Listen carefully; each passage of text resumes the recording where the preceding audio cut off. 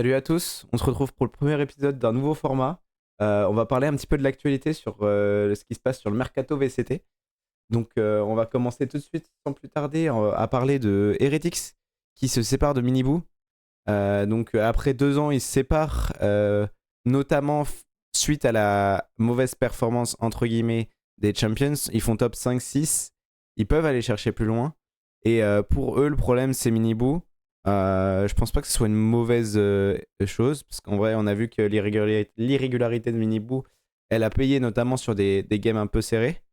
C'est quand même une séparation en bon terme, hein. On voit Miniboo qui remercie Team Heretics et son équipe de tout ce qu'ils ont fait au cours de l'année, enfin au cours de ces 2 ans même. Il pensait pas du tout être là, comme il le dit dans son message sur Twitter. Et du coup, par rapport à ça, pour remplacer potentiellement Miniboo, il y a des rumeurs qui tournent autour, comme on le voit ici, là, de Keiko.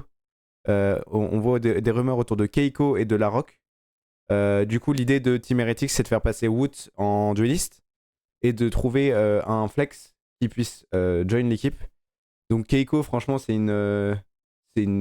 c'est vraiment, pour moi, ce serait un vrai plus pour l'équipe, parce que Keiko est quand même premier en ACS ou premier en KD sur le split 2 de VCT.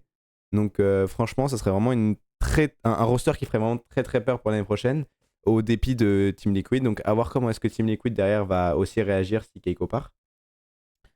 Côté prolongement de contrat, on a vu que Giantix a annoncé les contrats extend pour Ara, Grubinho et j'ai oublié le dernier, mais bon. C'était Flickless, je crois. C'est Flickless le dernier. Ouais, ouais, c'est Flickless le dernier. Donc c'est Ara, Grubinho et Flickless qui sont prolongés. Donc ça, c'est intéressant à voir que Giantix veut continuer avec ce groupe de jeunes. De toute façon, ils ont fait une perf cette année sur le split 2 qui est franchement excellente, donc c'est normal de vouloir les prolonger. Côté VCT, on a encore des informations autour de Yampi comme quoi Team Vitality et Gentleman seraient intéressés pour l'avoir dans leur roster en 2026.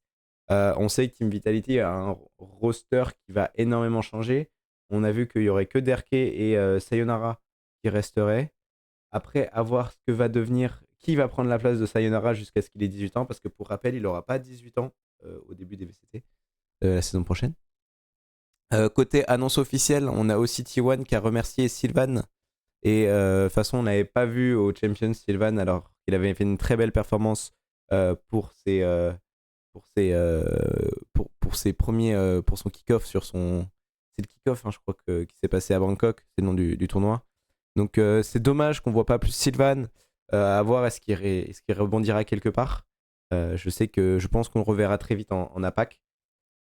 Côté annonce aussi, on a Sentinels qui nous a annoncé récemment qu'il était temps de parler. Il va sûrement y avoir des départs chez Sentinels qui sont pressentis.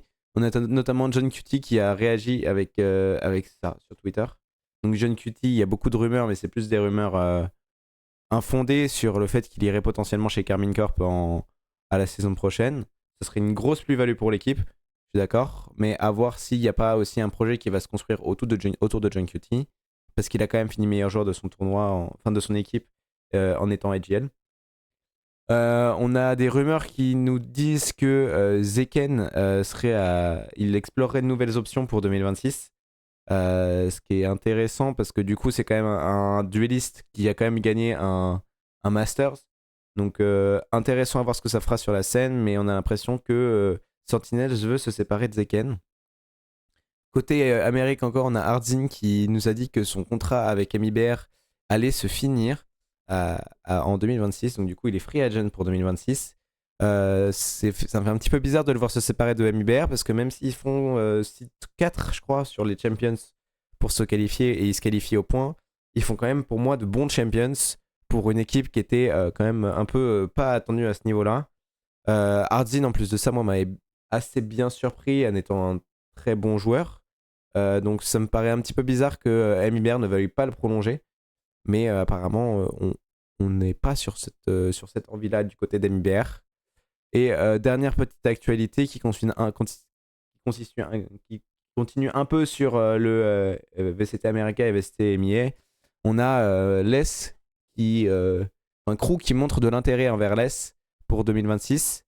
Donc on sait que Vitality a laissé l'option à l'Est d'aller voir un petit peu autour, mais qu'ils étaient quand même intéressés par le profil.